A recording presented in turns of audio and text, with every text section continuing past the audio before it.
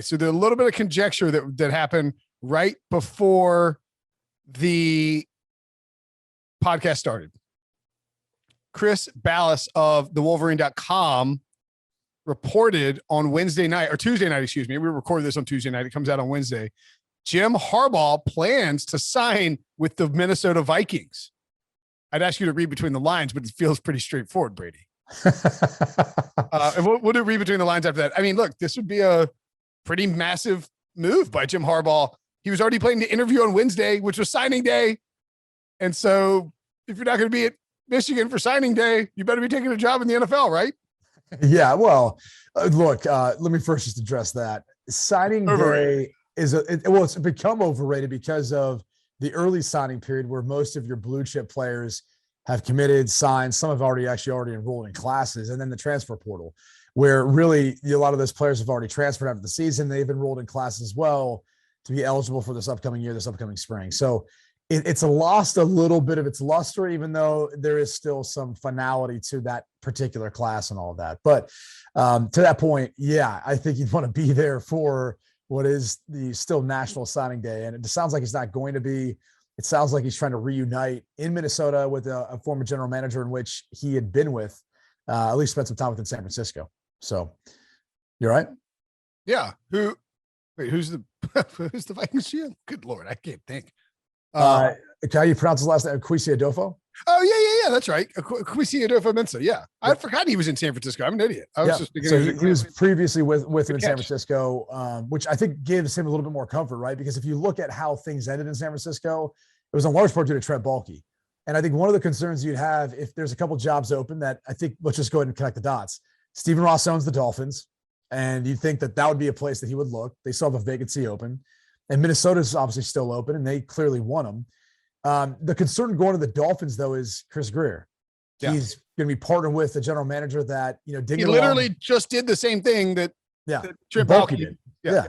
And then Baalke's still at the Jacksonville Jaguars, kept Byron Leftwich and Adrian Wilson from coming in and taking over. So the whole thing is kind of up in the air, at least in regards to how you want to go about structuring this. But you'd like to be able to work with someone that you trust and that you both have a unified vision moving forward. Minnesota makes sense. I think if Rodgers happens to leave, that division is wide open for the taking. Yep. And you've got a good roster, a good offense that I think fits a lot of what he would like to do offensively. So it all looks on kind of the up and up in that sense. Makes sense to me. The biggest question, though, is why leave Michigan now? And then if you're Stephen Ross, how are you – I mean, he's like, I'm not going to pry him away from Michigan, right? Okay, he's going to Minnesota. Like, don't give him your best offer, dude. Pay him a bunch of money. Back at the Brinks truck. Move on from Greer if you need to. Not to let him go somewhere else. Now he's leaving your alma mater. So it's like, hey, Stephen Ross, in light of the things that happened on Monday, maybe don't worry about going back in your word when it comes to Jim Harbaugh. Also, Harbaugh may not want to go work for Stephen Ross, who was accused of paying Brian Flores $100,000 to tank games per game, which we'll get to, I'm sure, in a minute. Yeah. Separate subject, but a little bit of a mess there in my opinion. I'm an egg. I completely egged. I forgot that Adolfo-Mensah was in San Francisco. So that makes a lot of sense. He actually started there with Baalke and then survived through when John Lynch came in, jumped to Cleveland to work for Andrew Berry when he was hired, and then took the Vikings job.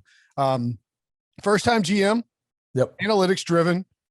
He might feel like a little bit of oil and water with Jim Harbaugh, but I do think that this is a guy who probably wooed Jim Harbaugh to a degree, right? Yeah, sure. I mean, he was definitely part of the pitch, I think, right? I mean, they hired their general manager first. So obviously his opinion was important. It factored into the Wolf family and the decision that they were going to make. The old analytics angle, though, I got to know Rick Smillman over the years, and, he would tell you too. I mean, he was very tight to the vest as far as how they would utilize analytics, how they would apply moving forward.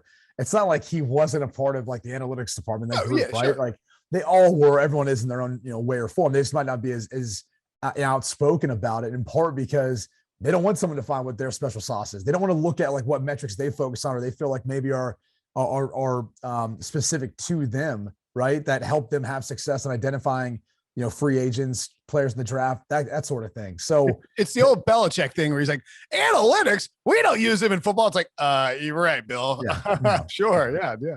Yeah. So look, I think it'd be a good fit. It's interesting, though, the timing that after what he did at Michigan this year, with where he's got them to, I'm starting to think he sees some things down the pipeline. Like he kind of talked a big game after he beat Ohio State, right? Like a lot of trash talk with Ryan Day. Maybe he realizes like, I beat him this year, but that was the first time. And it might be kind of tough to replicate this moving forward, especially if the Big Ten removes divisions. Oh yeah. So imagine if, and they're probably going to keep, regardless of not having divisions, the Ohio State Michigan game at Thanksgiving, end of the year. There's a likely scenario that the loser of that game is still playing the following week in the Big Ten championship game. So you're probably going to get, in some years, Ohio State, Michigan, followed by an Ohio State, Michigan Big Ten championship game. So imagine him having to lose to them twice.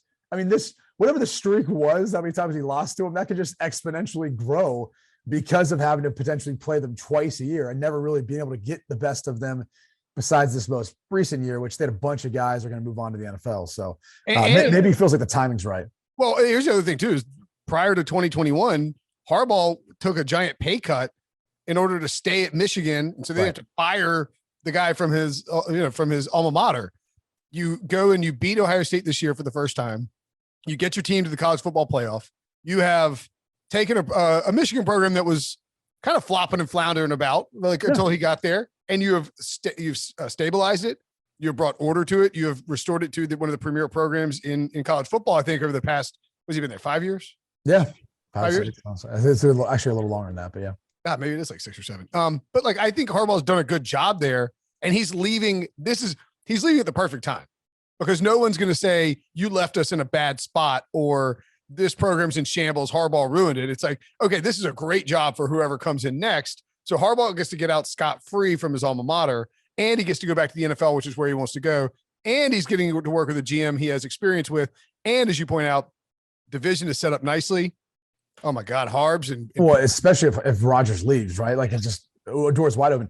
The thing you got to think about too is the impact of NIL and how college football recruiting has gotten, the transfer portal, and guys just having to worry about recruiting guys on their own roster so they don't leave to go elsewhere just for a payday and name, image, and likeness. And kids out of high school and what that pitch is like. Jim Harbaugh doesn't strike me as your typical, head coach now in college football, or competing, with the likes of a head coach like Jimbo Fisher, who's got a war chest that he's spending to buy recruiting classes. I mean, that's not what, they're going to do at Michigan. So because of that, I think the timing from that standpoint, and maybe about time where he's saying, like, I don't like what's happening in college football. It seems like it's the wild, wild west. Why don't I get back to the NFL with an opportunity where I feel like I could succeed, given what they currently have in the roster and what may take place around them in that division. And again, you talk about the specifics of like what Harbaugh would look for in a team. I think there are enough pieces on defense where you could be excited about the idea of being on that team, but maybe more importantly, offensively, I mean, it is not hard to picture that offensive line. Justin Jefferson. I mean, you got Cousins for at least another year, depending on what they decide to do with him. I mean, it fits right into that wheelhouse of what he's capable of doing. So, his first year in San Francisco, 2011. I mean, the Niners went 13-3 his first year. They were a sleeping giant.